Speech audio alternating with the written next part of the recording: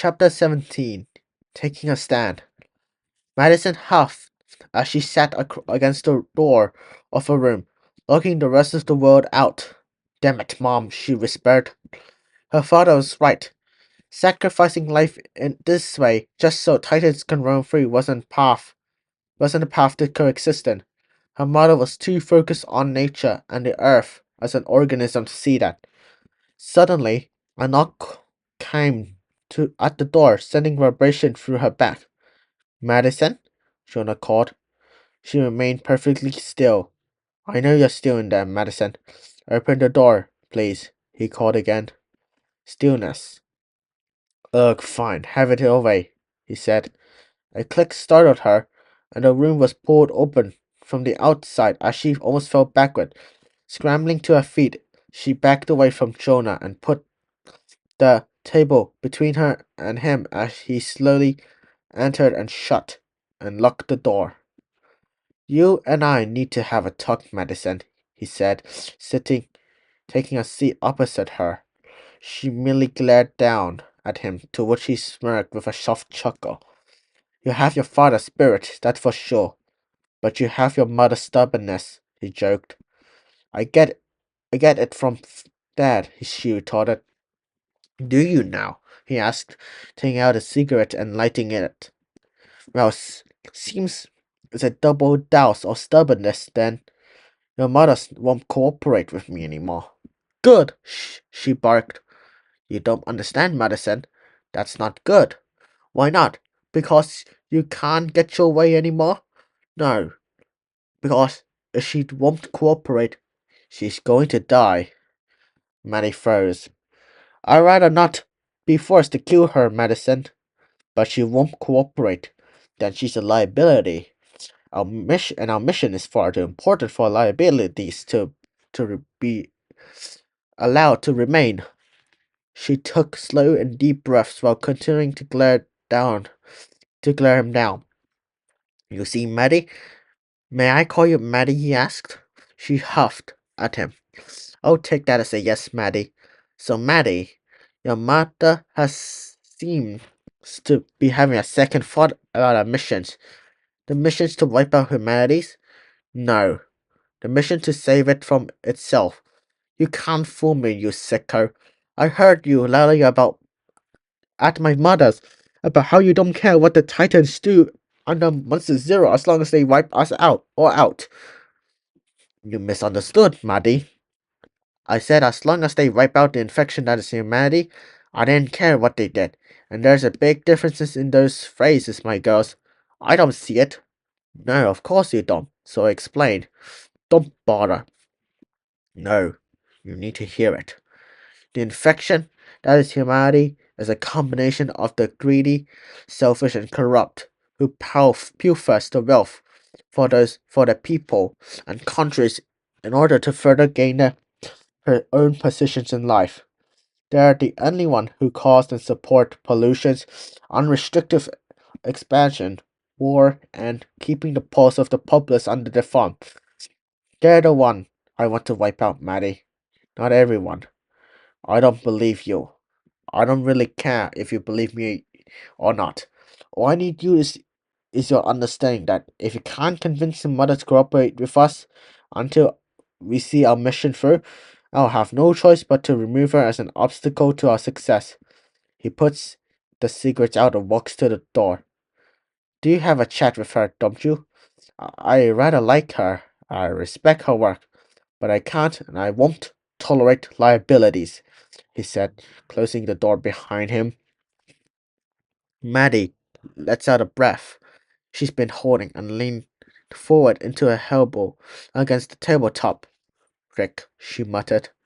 Standing up straight, Maddie looked around the room. She didn't know what she was looking for, but she was looking for something. Anything she could use to get out of this place.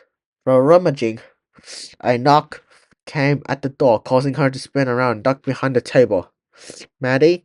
Emma called. She sighed. Yeah? May I come in? Sure, it's open, she said, begrudgingly. Emma entered the room and closed the door. You okay, baby?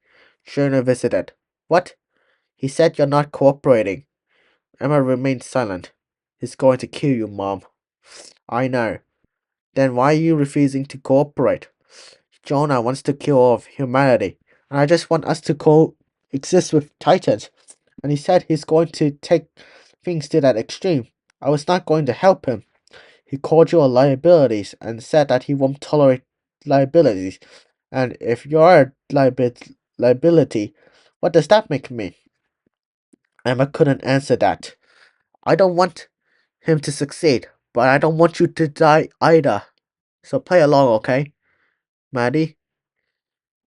Emma walked around the table and gave Maddie a hug. I'm proud of you, baby, she whispered, kissing Maddie's forehead. I can't believe I'm saying this, but I need you to be like your father for a while and do something crazy. Emma grabbed Maddie's shoulders and held out to arm length. Maddie, I want you to take the orca and set it up at the baseball stadium as a distraction from Monster Zero. Can you do that? Wait, what? Shh, Maddie. Maddie whispered, checking the door. Maddie, this is your only option now. No matter what I told you, he needs me to operate the orca. I'm the only one, aside from your father, who knows. But you, I can't keep safe from him. Not unless I do something to get you out of here. But Mom, I can't leave you with that psycho. Hush, Muddy. This isn't the time for debate. We need to take the orca to the stadium and broadcast its signal at its maximum strength. But how? I don't know how to use it other than turning it on. I'll rate it for you, okay? Trust me, it'll be fine. But how can I trust you when you say that now? Maddie, I made a lot of mistakes, but this isn't going to be one of them. Take the orca to the stadium, broadcast its signal, and then run home as fast as you can. You know the way, right? Yeah, I remember. Good. I'll come get you once I lost Jonah, and after us, and the others after Monster Zero arrives. Wait, you're calling that thing? Maddie, it's the only way.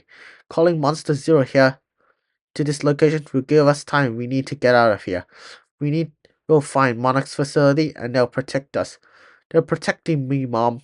But you. Madison paused and Emma smiled. I'll have to face what I've done sooner or later, Manny.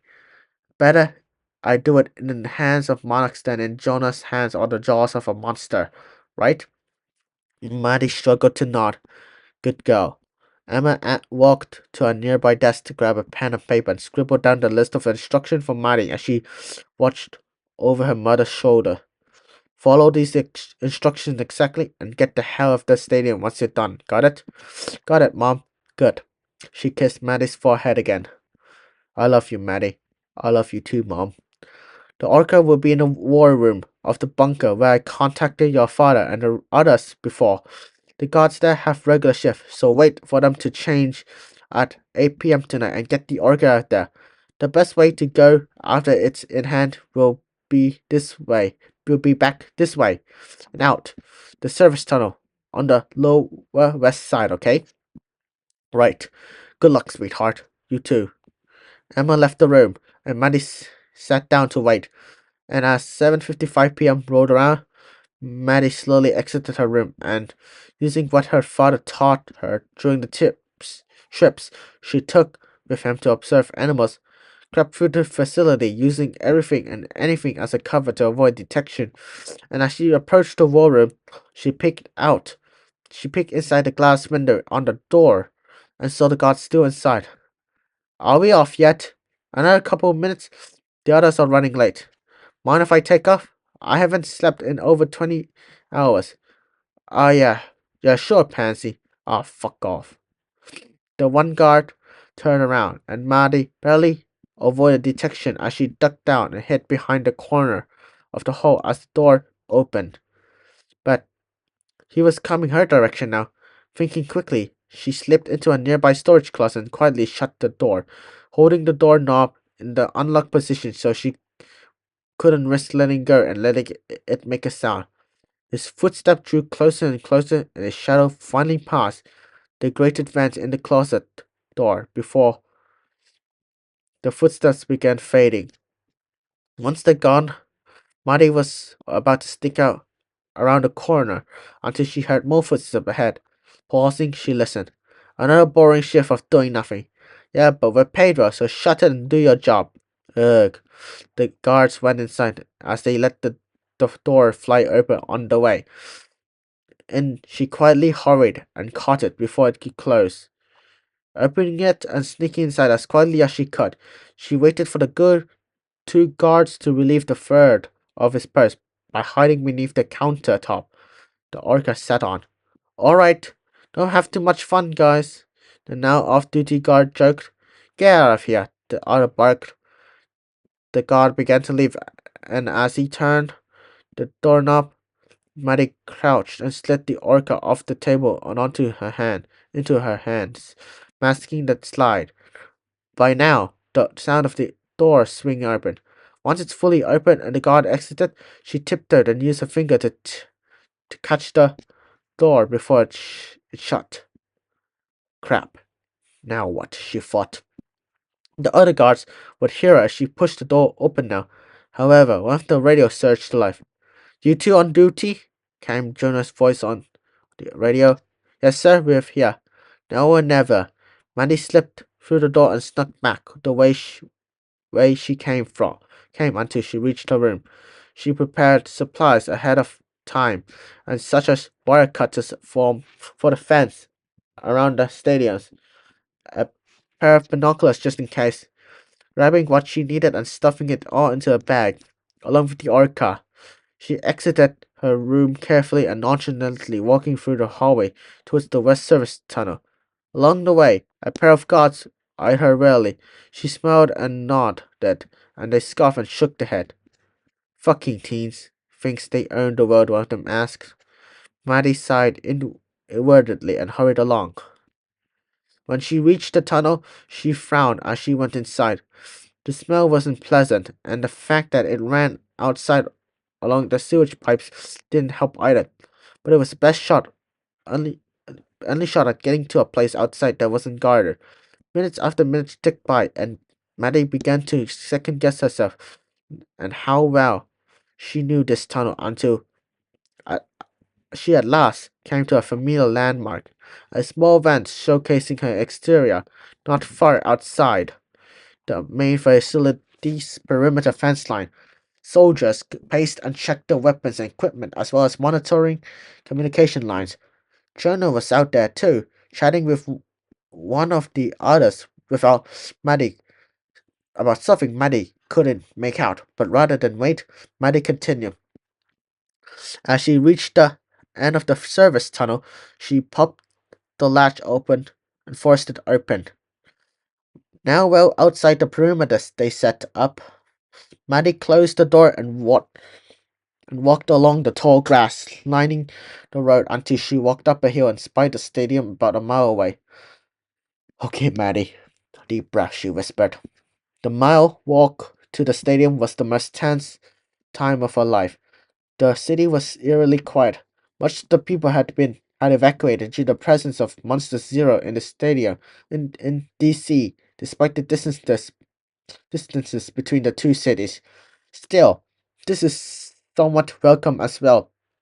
Nobody was really around to question as she jogged to the stadium, forcing her way inside and went up to the press tower. Following her mother's instruction, hooking up the Orca to the announcer's speaker system as well as the radio broadcast line, she fired up the alpha signal and started the call. The Orca sizzled to life, and the pulse she learned to hate began to ring through her ears as the floor vibrated ever so slightly due to the volume she'd set to the speakers. Meanwhile, in DC, Ghidorah had made swift work of the fighter squadron sent against it by the US Air Force and turned north towards Boston with a vicious now on all three heads. Chapter 18, 11th Hour. Mark, we just picked up a signal from the Orca, Sam called. Where is it?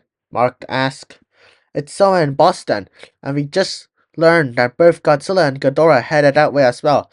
But we haven't been able to pinpoint the location without missing the piece in the Orca signal, Sam replied. I've got the missing piece, Mark said calmly. Mark quickly brought up the frequency response of a Homo sapien on his computer and began working as the other gathered around him. It's Godzilla, right? Sam asked. I mean, I know we already tried, but it's not Godzilla. It's us, Mark interjected. What do you mean, us? Foster asked. Emma combined the biocastic of Godzilla with a human, he replied. Sarasawa took a deep breath as realization dawned on him. She thinks he's the key as well, Sarasawa whispered. Yeah, probably. Either way, that's how she made the signal of the Orca. To the other Titans, it's just a call of another apex that they don't fully recognize, Mark continued. Well, that makes sense. I mean, we are we are a bunch of horny murderous carnivores, Rick joked. Yeah, right. Real poetic. Now what? Foster asked forcefully. We track it down and we get my daughter back, Mark replied. What about Mo, Larry, and Curly over here? Rick asked, pointing to the image taken from the cave paintings of Ghidorah battling Godzilla. Godzilla will bring balance, Elaine replied. Yes, Gojira will defeat Ghidorah, Sarasawa added.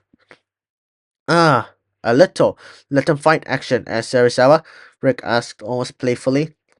Yes, Rick, we must let them fight, Sarasawa replied with a chuckle.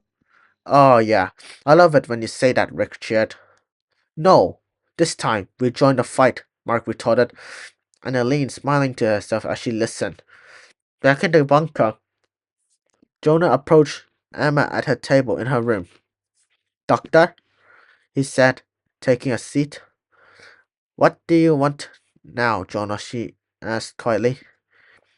I hope Maddie had a chance to talk to you about cooperating with us. She had plenty to say about your visit, and I'll go along with you for now, Jonah, but not forever. You may have convinced her that you killed me, but we both know that we don't know how to operate the Orca. You need me. True, Doctor. I do need you. For now, he said, standing up and lighting up a cigarette. However, you should not overestimate your worth. We've been recording you since the minute you arrived, and now we've seen how you operate the Orca. It's a very handy device, is it? Not, he asked. Emma's breath hitched, but she took a deep breath and lifted her chin at him. It can be, she replied. Yes, it can. But do you have a point to make? Yes, doctor, and I have been made quite clearly, he said, putting the cigarette out on the surface of the table and flicking the ash in her direction. Emma didn't flinch and kept her eyes on Jonah the whole time. Ta-ta, he said, opening the door only to be approached by one of his men. Sir, the orca's gone. What? Emma stood up rapidly, eyes wide as she rushed around the table. What do you mean, gone? Jonah demanded. You lost it? Emma yelled. We're combing the entire facility now. You better find it. If you don't, we all could get caught in a very bad situation from which there's no getting out of, Jonah barked. Yes, sir. The man ran off, and Jonah turned a cold eyes towards Emma. Did you have something to do with this? He asked on a growl. Excuse me, she asked. I am willing to bet money that your little brat had stolen that orca and taken it somewhere from here to use against us, and I'm even more willing to bet that you had something to do with it. As much as I hate to say it, Maddie and I aren't on the best of terms right now. She may have done this to get back on me, just as much to get back on at you, Emma insisted, frowning and getting in his face. Mind yourself, Doctor, he growled, pushing the barrel of a shotgun into his stomach. I don't take kindly to people invading my space, he snarled, and went back a step. If and when you find the orca, bring it to me immediately. I need to make sure it hasn't been tampered with or things could be worse, even worse than you dare predict, she said firmly, shutting the door in his face. Jonah growled to himself as he stomped through the halls, pushing every soldier in his way.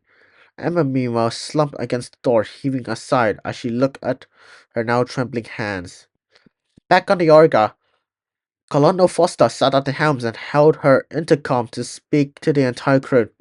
Everyone, we'll be arriving at Boston in less than 1 hour. Godzilla's directly beneath us, and we're going to use everything we've got to help him kill Ghidorah. This is by far our most dangerous and important mission to date. I need your best. And so does Godzilla.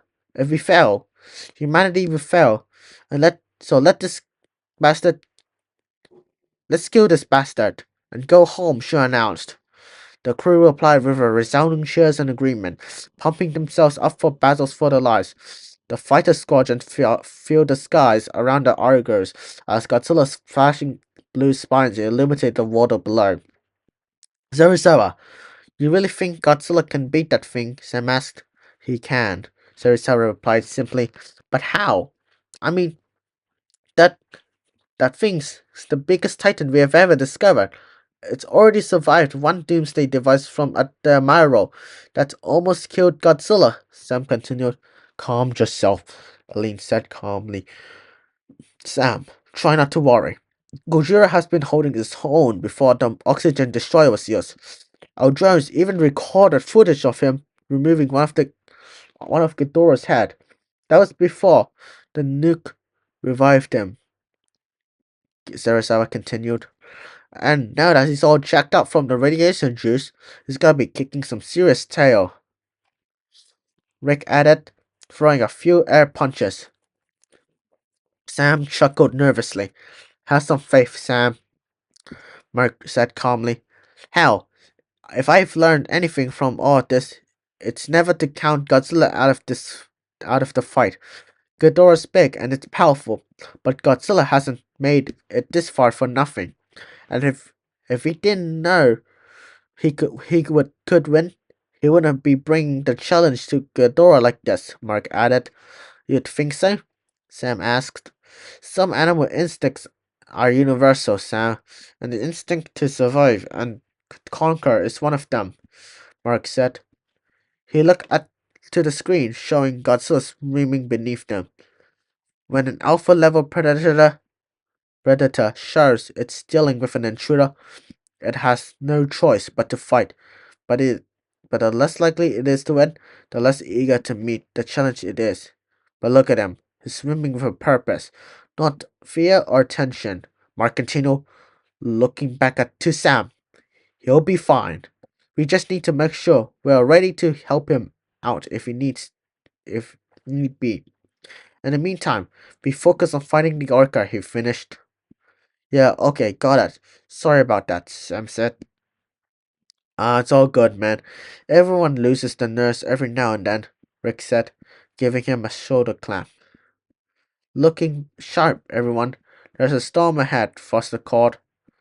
Everyone looked forward towards the main view windows, and sure enough, an ominous storm had been gathered in the skies ahead and was moving fast.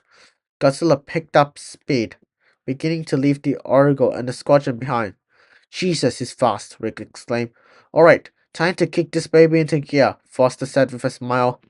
The Orga's main engine roared into life and it sailed overhead and past Godzilla towards the center of the storm, with the squadron trailing like a lead balloon filling the air. Back at the stadium in Boston, Maddie was having trouble deciding what to do now. Is she fled now? The Orca would be destroyed, and if that happens, Monster Zero couldn't be stopped, then humanity's chance of survival could take a nosedive. But if she didn't flee, she would probably get killed. However, it's now too late. Maddie watched in silence and horror as the sky outside rapidly filled with roaring and crashing thunderclouds, and within minutes, Monster Zero landed hard in the stadium, crushing the east side seatings beneath its massive clawed feet. And now it brought its tail around by her windows.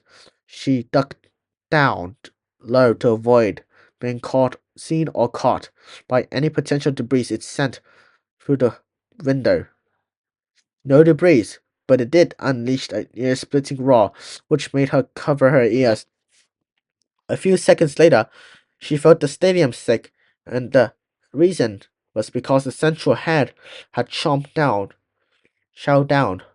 on the speakers to shut the Orca's signal off. However, doing so only cut off the outer speaker pulse. The pulse inside the room with Matty was still very, very active.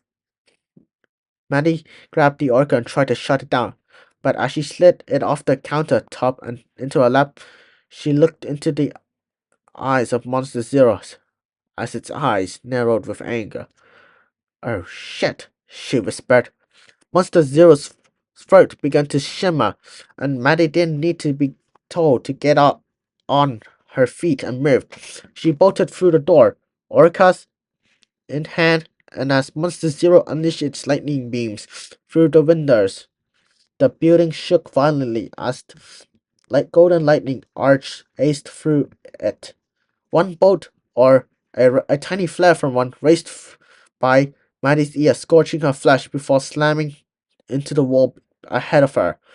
Maddie paused and felt her ear, and the searing pain which shot through her head as she did so made her immediate scream, and, and she almost dropped the orca. Move now, Maddie, she yelled through the pain. Continuing on, Maddie raced through the stadium's main building as Monster Zero continued blasting it. Several times, she almost was crushed by debris or thrown off her feet, but she made it to the street level and burst through the glass doors leading outside using the Orca's case as a hammer. Now free of the death trap that was the building, she continued racing through the street until another stray flare from Monster Zero's beam lashed out and sent the car flipping and over across her path. To avoid it, she had to dive for cover, but she was no stunt woman, and the landing severely hurt her shoulder as she cried out in pain. With the orca still broadcasting its signal, the Monster Zero searching the streets for its source, Maddie threw the device using good arm towards the beast. Its central head lowered to ground level and turned towards her. As their eyes met, the other two heads gathered beside it. In this moment, time stood still for Matty. That same cold and evil feeling she gotten while Monster Zero still was trapped in the ice, returned, reinforced. Her body, ignoring the icy sting of the rain, began to shiver and tremble. The air grew warmer, and Monster Zero's head rose high into the skies as they began charging the lightning blast once more. Maddie, not content to just stand there and wait for death, shrieked at Monster Zero at the top of her lungs. But then,